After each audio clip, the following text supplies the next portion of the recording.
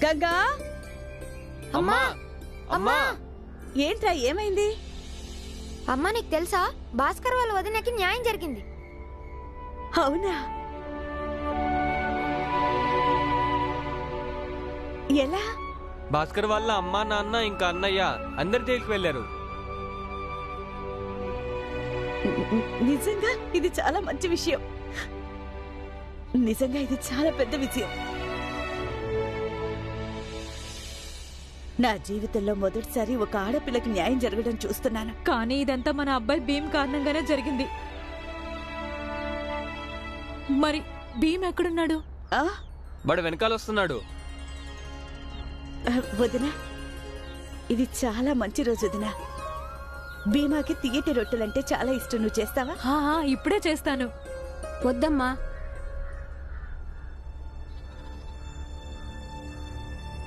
నేను చాలా బాధలో ఉన్నాను.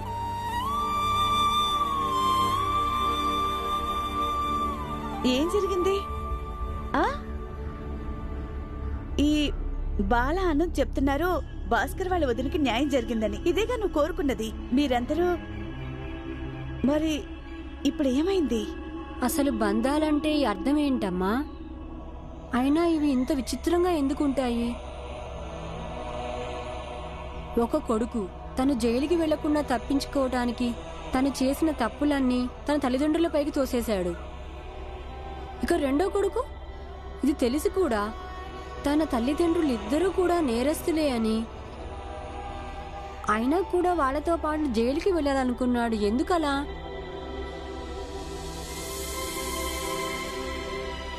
భాస్కర్ గారు వాళ్ళకి శిక్ష వేయించాలనుకున్నాడు.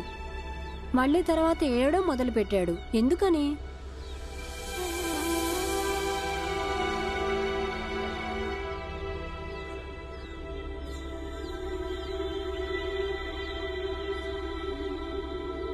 చూడు, భాస్కర్ చాలా ధైర్యస్తుడు. అందుకని తన తల్లిదండ్రులకు వ్యతిరేకంగా వెళ్లి మరి తన వదిలికి న్యాయం జరిపించాలనుకున్నాడు. కానీ ఇది తప్పనిసరేం కాదు. చాలా ధైర్యవంతుడైన ఒక వ్యక్తి ఎప్పుడూ బలహీన పడకూడదని. అవునా? అంటే భాస్కర్కి తన తల్లిదండ్రుల మీద చాలా ప్రేమ ఉన్నట్టు, నిస్వార్థమైన ప్రేమ. అందుకనే వాళ్ళు జైలుకి వెళ్ళినందుకు తనకి ఏడుపొచ్చింది. అర్థం చేసుకో భీమా, నిజమైన బంధాలు ఇలాగే ఉంటాయి బాబు. అవి అవసరమైనప్పుడు మనకి ధైర్యాన్నిచ్చి మన వాళ్లతో పోరాటం నేర్పిస్తాయి. అలాగే అవసరమైనప్పుడు ఏడవటం కూడా నేర్పిస్తాయి. బలహీనత ఇంకా ధైర్యం ఒకేసారి ఎలా ఇవ్వగలుగుతుంది ఏదైనా? నాకు ఈ విషయం అర్థం కావడం లేదు. నేను చెప్తాను.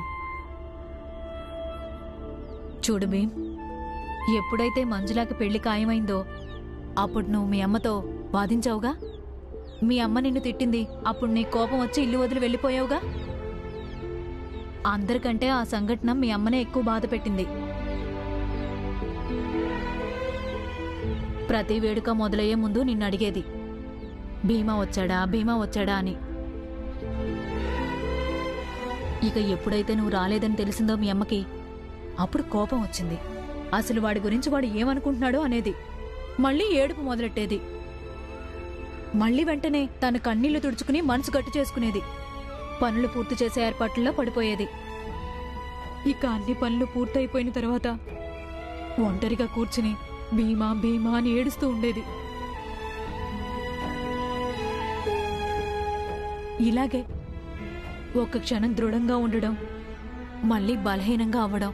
వదినా, అమ్మా, నేను నిన్ను వదిలిపెట్టి ఎప్పుడూ వెళ్ళను. పెద్దోనైనా సరే ముసలోనైనా సరే చచ్చిపోయేదాకా కూడా అసలు నిన్ను వదిలిపెట్టి ఎక్కడికి వెళ్ళను.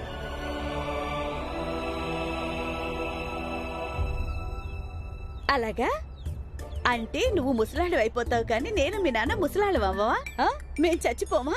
ఏమో అమ్మా, నేను జీవితాంతం మీ అందరితో కలిసి ఉంటానంతే. చావటం గురించి మాట్లాడటం నాకు సరదా కాదు. కానీ ఇప్పుడు నొప్పి మరీ విపరీతంగా వస్తుంది. దీన్ని భరించడం నా వల్ల కావట్లేదు. చెప్పమ్మా, ఉంటావుగా? ఉంటాను.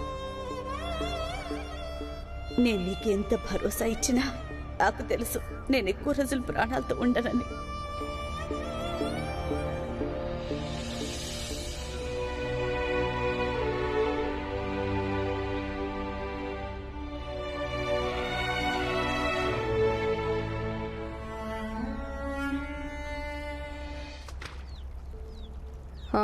అబ్బా ఆకలేస్తుంది. కానీ ఈ భీమ్ నా కోసం 3 పూటల భోజనం తీసుకొస్తానని చెప్పాడు, ఇంకా రాలేదు. నేను అన్నం తినకపోతే కడుపులో నొప్పి వచ్చేస్తుంది. ఆ ఆ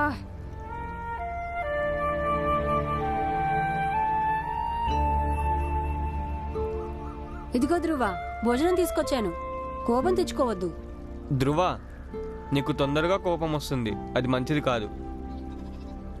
ఇదిగో భీమ్. దీంట్లోనే తింటాను నేను. ఇలా ఇవ్వు పళ్ళెం. అరే, మనం ఎప్పుడో స్నేహితులం అయ్యాము, ఇంకా కలిసి భోజనం కూడా చేశాము. ఇప్పుడు ఈ పళ్ళెంలో నేను అన్నం ఎందుకు తినకూడదు?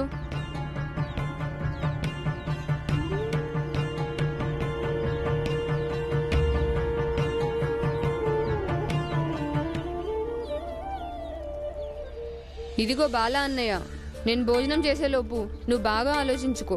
నువ్వు బ్యాండ్ వాళ్ళతో ఏం చేస్తావు? వాళ్ళు నన్ను పనిలో పెట్టుకోవాలంతే.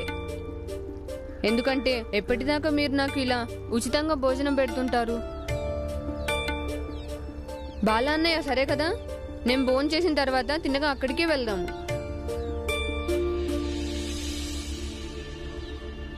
ఏం చేద్దాం? ఇప్పుడు ఇక తీసుకెళ్ళక తప్పదు బాలా అన్నయ్య. తీసుకెళ్ళు. సంతోషమా? అత్తమ్మా, అత్తమ్మా! అరే మీరా, రండి, నేను వెళ్ళి అమ్మని పిలుచుకొస్తాను. అరే అల్లుడు గారు, రండి రండి. అల్లుడు లేదు, గిల్లుడు లేదు. మీ అబ్బాయి భీమ్రావు మా చుట్టాలని జైలుకి పంపించాడు. ఇప్పుడు మీరు మీ అబ్బాయికి చెప్పండి, భాస్కర్ని తీసుకుని వాడిని నాతో పాటు స్టేషన్కి రమ్మని. అక్కడ నేనేం చెప్తానో అలా స్టేట్మెంట్ ఇవ్వమనండి. ఆ తర్వాత నేను చూసుకుంటాను. వాళ్ళని ఎలా విడిపించుకోవాలో అలా విడిపించుకుంటాను నేను. బాబు, నువ్వు వాళ్ళ పక్షాన మాట్లాడుతున్నావా? నీకిదంతా తెలుసు కూడా. వాళ్ళు ఎంత దారుణం చేశారు? ఇదేమీ నీకు తెలియని విషయం కాదుగా. నాకు అవన్నీ తెలీదు. మీరు మీ అబ్బాయికి చెప్పండి వాణ్ణి నాతో పాటు రమ్మని. లేకపోతే నేను మీ అమ్మాయిని ఇక్కడే శాశ్వతంగా వదిలేసి వెళ్ళిపోతాను. ఆ తర్వాత మీ అబ్బాయితో మీరు చెప్తూ ఉందరు గాని వాణ్ణి తన అక్క కోసం న్యాయ పోరాటం చేయమని. అలా మాట్లాడతారేంటి మీరు? అర్థం లేకుండా. అయితే నువ్వు మీ తమ్ముడికి చెప్పు, నేను ఎలా అయితే చెప్తానో అలా చేయమని. లేకపోతే నీ తమ్ముడి దగ్గరే ఉండు. మీరు వాళ్ళ కోసం నన్ను వదిలేస్తారా? వాళ్ళు మా బంధువులు. వాళ్ళకి మా కుటుంబంతో ఉన్న సంబంధం నీకంటే పాతది. ఇప్పుడు నీ పుట్టింటి వాళ్ళ కోసం మా బంధువుల్ని వదులుకోవాలి. నీ తమ్ముడు పెద్ద న్యాయం జరిపించే లాయర్ని అనుకుంటున్నాడుగా. సరే, ఇవాళ ఒక న్యాయం చేద్దాం. పాత బంధువుల కోసం కొత్త బంధువుల్ని వదిలేసుకుంటాను. అది నా భార్య అయినా అత్తింటి వాళ్ళైనా. అంత మాట అనకండి బాబు. మీరే కొంచెం ఆలోచించండి. ఇంతకు ముందు మీరు చెప్తున్న మీ బంధువులు ఏదైతే చేశారో, ఇప్పుడు ఏదైతే జరుగుతుందో అది వాళ్ళు చేసిన తప్పు వల్లే అవుతుంది. నా కొడుకులైతే ఏం తప్పు చేయలేదు బాబు. దానికోసం నువ్వు నా కూతురు వదిలేసి వెళ్ళిపోవడానికి. అరే, నీ కొడుకులు చేసిందేమి గొప్ప పని కాదత్తమ్మా. చాలా ఖచ్చితంగా చెప్తున్నాను, మీ అమ్మాయితో నేను శాశ్వతంగా తెగతెంపులు చేసుకుంటాను. అలా జరగకూడదని నువ్వు అనుకుంటే ఇప్పుడే మీ అబ్బాయి భీమ్రావుని పిలిచి మాట్లాడండి. సరే బాబు, అలాగే నేను భీమా ఆనంద్ బాలతో మాట్లాడతాను. ఏం మాట్లాడాల్సిన అవసరం లేదమ్మా. నా తమ్ముడు మీతో పాటు రాడు. నేను ఒక ఆడదాన్నయ్యుండి ఇంకొక ఆడదానికి న్యాయం జరుగుతుంటే సహకరించకపోతే నన్ను చూసి నేనే సిగ్గుపడాలి. నా ఆడతనానికి పెద్ద మచ్చదే. అయితే ఒంటరిగా ఉండు, నీ పుట్టింటి వాళ్లతో ఇక్కడే. భీమ్ చెప్తుంటాడు న్యాయానికి విలువ ఉంటుందని. అయితే నేను సిద్ధంగా ఉన్నాను.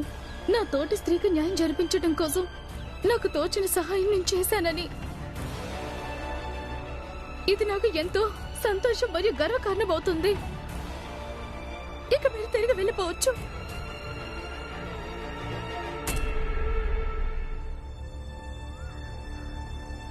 అక్క చెప్పింది అర్థమైందా? ఇప్పుడు మీరే నిర్ణయించుకోండి ఏం చేయాలో అని. నేరస్తులైన మీ బంధువుల కోసం కట్టుకున్న మీ భార్యను వదులుకుంటారా, లేక తప్పుని తప్పుగా ఒప్పుకొని మీ భార్యని మీతో పాటు ఇంటికి తీసుకెళ్తారా?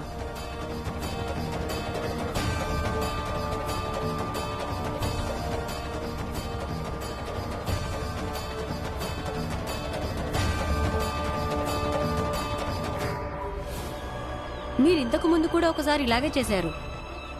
అప్పుడు కూడా నేను మీకు నచ్చ చెప్పడానికి చాలా ప్రయత్నించాను. మీరు అర్థం చేసుకున్నారు కూడా, కానీ అర్థం కావడం లేదు. మీరు పదే పదే ఇలా ఎందుకు ఆలోచిస్తున్నారో, ఇలా ఎందుకు మాట్లాడతారు?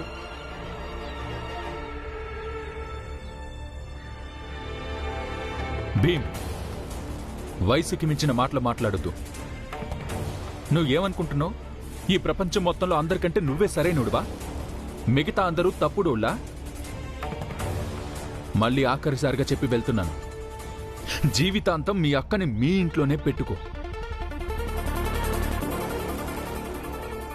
ఎలాగో మీ మేనత్త పెళ్ళైన తర్వాత ఇక్కడే ఉంటుందిగా, అలాగే మీ అక్క కూడా ఇక ఇక్కడే ఉంటుంది.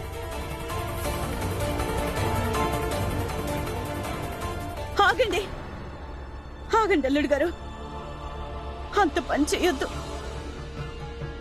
చూడండి బాబు, ఒక ఆడపిల్ల తన తల్లిదండ్రుల ఇంట్లో జీవితాన్ని గడపకూడదు.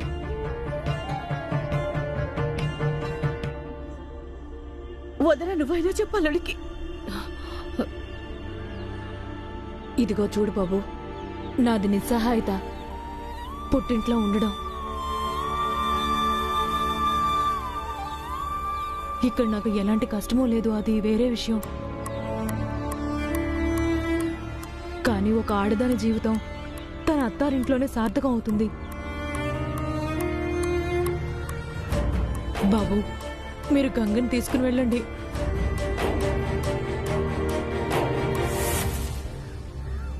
గంగా, క్షమాపణ చెప్పు అల్లుడు గారికి. అమ్మా, అసలు నేనేం తప్పు చేయలేదు, మరి క్షమాపణ ఎందుకు చెప్పాలి? గంగా, నువ్వు అబ్బాయిని క్షమాపణ అడుగు. గంగా, మా మాట వినమ్మా, తప్పు ఒప్పో అదంతా వదిలే, ముందు క్షమాపణ చెప్పు. ఇదెందుకు చెప్తుంది క్షమాపణ? దీనికి భీమరావు బాగా నూరిపోశాడుగా, ఇదసలు ఏ తప్పు చేయలేదని. అయినా ఈ ఇంట్లో ఉన్న వాళ్ళు వాళ్ళ తప్పుల్ని ఎందుకు ఒప్పుకుంటారు? భీమరావు ఇంత పెద్ద ఘోరం చేశాడు. నా చుట్టాల్ని జైలుకు పంపించాడు. బాలా ఆనంద్ కలిసి ఆ రోజు నా నోట్లో గుడ్డలు కుక్కి నన్ను మంచానికి కట్టిపడేశారు. అందరూ చూశారు, కానీ మీకంటికి అది తప్పు కాదు. కానీ ఈ సంగతి నాకు తెలియదు బావా. ఆనందన్నయ్య, బాలా అన్నయ్య మిమ్మల్ని కట్టేశారని. నువ్వు రావడం మంచిదైంది ఆనందన్నయ్య. ఆనందన్నయ్య, బావగారికి క్షమాపణ చెప్పు. మీరు ఆయన ఏదైతే చేశారో అది చాలా తప్పన్నయ్య.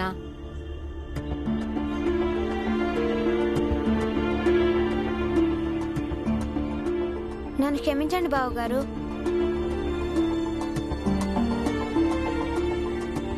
చూడండి బావగారు, బాలా అన్నయ్య వచ్చాక తనతో కూడా చెబుతాను మీకు క్షమాపణ చెప్పమని. ఇక మీరు మీ కోపాన్ని వదిలేయండి బావా.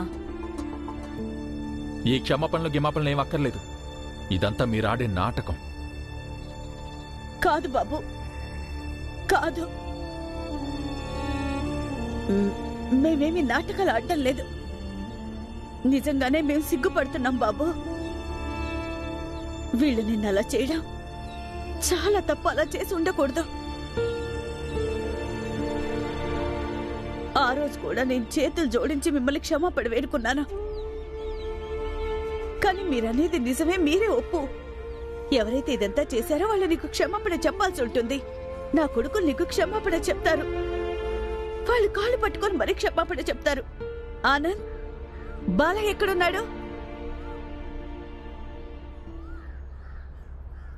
ఈ రోజు నుంచి ఈ అబ్బాయి కూడా మనతో మేళం వాయిస్తాడు. మేళం వాయిస్తాడా? నీకు మత్తిగానే పోయిందా? ఈ కుర్రాడు పెద్ద జాతివాడు, మరి మనమేమో. ఇక చాలు. ఈ మాటలన్నీ భీమరావు, బాలా అన్నయ్య అందరూ నిన్నటి నుంచి చెప్తున్నారు నాకు. ఏదైనా కొత్త మాట ఉంటే చెప్పు, వింటాను. లేదంటే నన్ను కూడా మీతో పాటు పెట్టుకొని మేళం వాయించడం నేర్పించండి. అరే, మాకు పాపం అంటిస్తావా? బాలా ఇంకా భీమ్ కలిసి ఏ విషయం చెప్పారో మేం కూడా అదే విషయం చెప్తున్నాం. మీ నాన్న విన్నాడంటే మమ్మల్ని అందరినీ చంపేస్తాడు తెలుసా? మేమందరం ఇప్పుడే చావదలుచుకోలేదు. ఇప్పుడు నీకు దండం పెట్టి చెప్తున్నాను, నువ్వు ఇక్కడి నుంచి వెళ్ళిపో. వెళ్ళి వేరే పని ఎక్కడైనా వెతుక్కో. అంతేగాని మేము నిన్ను మాతో పాటు పెట్టుకోలేము, నీకు మేళం వాయించడము నేర్పించలేము. నువ్వు ఇక్కడి నుంచి వెళ్ళిపో. మా నాన్న మిమ్మల్ని ఏమనడు. నేను మీకు మాట ఇస్తున్నాను. ధ్రువ, నువ్వు కూడా వీళ్ళ సమస్యను అర్థం చేసుకో. నువ్వైతే జీవితాంతం వీళ్ళతో కలిసి ఉండిపోవుగా. ఇంకా నీకు కూడా ఈ విషయం బాగా తెలుసు, మీ నాన్న పలుకుబడి ఎక్కడ దాకా ఉందో అని. అందుకే ఇక ఇక్కడి నుంచి పద.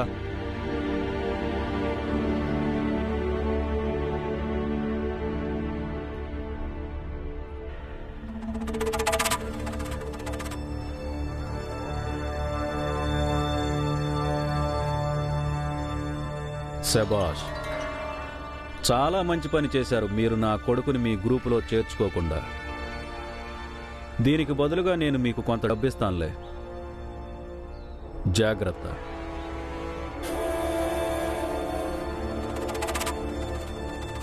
నా ఇంటిని మీ అబ్బాయిలు తీర్చిదిద్దరు. నా ఇంటిని తీర్చిదిద్దేది మీ అమ్మాయి. అందుకని మీ అబ్బాయిల క్షమాపణతో నాకు ఒరిగేదేమీ లేదు. కానీ వీళ్ళందరి ప్రోత్సాహంతో దీనికి ఎంత పొగరు పట్టిందంటే దీనికి భర్తకి క్షమాపణ చెప్పడం కూడా నామోషిగా అనిపిస్తుంది. మీరు తప్పు, గంగక్క చేసింది ఒప్పు. మరి అక్క ఎందుకు క్షమాపణ చెప్పాలి మీకు? మీ అబ్బాయి భీమ్రావ్ ఎప్పుడో మీ కొంప కూల్చేస్తాడు. ప్రతిదానికి ఉపన్యాసాలు ఇస్తుంటాడు. నేను ఏం చేయాలో ఏం చేయకూడదు వాణ్ణిప్పుడు నోరు మూసుకోమనండి. నిజాలు మాట్లాడకుండా నన్ను ఎవరూ నోరు మూయించలేరు. భీమా, నువ్వు నోరు మూసుకోరా. లేదమ్మా, ఈయన ఉద్దేశం ఏంటి? మనం ఈయనకు నచ్చిన మాటలు మాట్లాడకపోతే, ఈయనకు నచ్చిన పనులు చేయకపోతే అప్పుడు ఈయన మా గంగాక్కని వదిలేస్తాడా? సరే, అలా అయితే మా గంగా అక్కని వదిలేయండి. భీమా, ఏంటి ఆ పిచ్చి మాటలు? కానీ మీరు ఒక విషయం గుర్తుపెట్టుకోండి బావగారు, నేను భాస్కర్ వాళ్ల వదిన కోసమే న్యాయ పోరాటం చేయగలిగినప్పుడు నా సొంత అక్క కోసం పోరాడలేనా ఏంటి?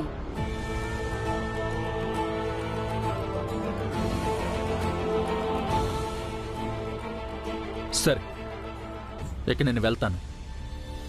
మీ అందరూ చేస్తూ ఉండండి న్యాయ పోరాటం ఈ భీమ్రావు మీద నమ్మకంతో. వద్దు బాబు, మీరు అలా అనొద్దు. దయచేసి మా గంగను వదిలిపెట్టి వెళ్ళొద్దు బాబు. మీరు నన్నాపితే ఏం లాభం? మీ ఈ మహామేధావి భీమ్రావుకి బుద్ధి చెప్పండి. మీరు అయ్యో, ఆగండి, నా మాట వినండి బాబు, నా మాట వినండి. భీమా, నువ్వు పరిస్థితి ఎందుకు అర్థం చేసుకో. ఒకవేళ అల్లుడు గారు తిరిగి రాలేదనుకో మీ యొక్క జీవితం నాశనం అయిపోతుందిరా. ఇక వీటన్నిటి ప్రభావం తన పిల్లల మీద పడుతుంది. అక్క పచ్చని సంసారం కూలిపోతుంది భీమా. అరే, ఆయన ఎవరైనా ఆపండిరా, వెళ్ళండి, నా మాట వినండి. వెళ్ళి బాలను తీసుకురాపో. ఇద్దరు కలిసి క్షమాపణ చెప్పండి. కాళ్ళు గడ్డాలు పట్టుకుని బావని తిరిగి తీసుకురండి. త్వరగా వెళ్ళు. ఒక కష్టం తీరక ముందే ఇంకో కష్టం వచ్చి పడుతుంది. ఏం చెయ్యను నేను.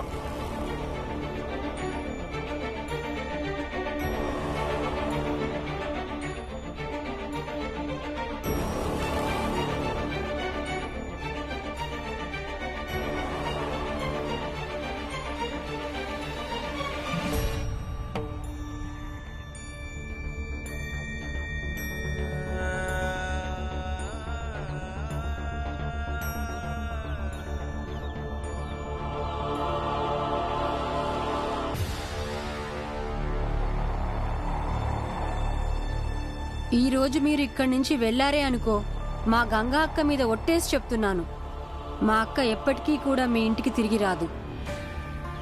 ఆ తర్వాత నేను కోర్టుకు వెళ్తాను. ఇక హత్య చేసిన హంతకులకి సహకరించలేదన్న చిన్న కారణంతో మా అక్కని వదిలేసినందుకు నేను మిమ్మల్ని శాశ్వతంగా జైలుకి పంపిస్తాను. అందుకని బావగారు, నేను మిమ్మల్ని వేడుకుంటున్నాను, దయచేసి మీ సంబంధాన్ని తెంపుకోవద్దు. మీరు తిరిగి ఇంటికి రండి.